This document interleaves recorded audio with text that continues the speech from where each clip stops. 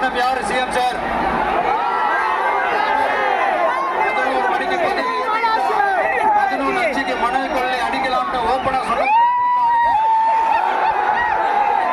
2026 மணல் கொள்ளை அடிக்கிறவங்க கிட்ட இருந்து அதுல வர்ற பணத்தை வச்சு தமிழ்நாட்டு மக்களை விலைக்கு வாங்கிடலாம்னு கனவு காண்றவங்க கிட்ட இருந்து நம்ம காவிரி தாய்க்கும் கரூருக்கும் விடுதலை வேண்டுமா வேண்டாமா?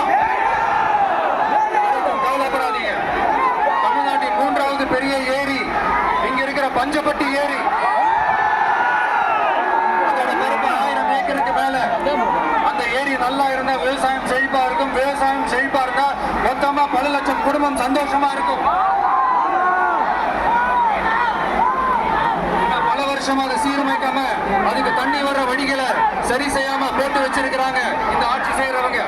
நம்ம ஆட்சி, அதாவது உங்க ஆட்சி வரும் அன்னைக்கு இந்த பஞ்சப்பட்டி ஏரிக்கு உயிர் வரும். குடும்பத்தில் நிம்மதி சந்தோஷம் எல்லாம் திரும்ப வரும்.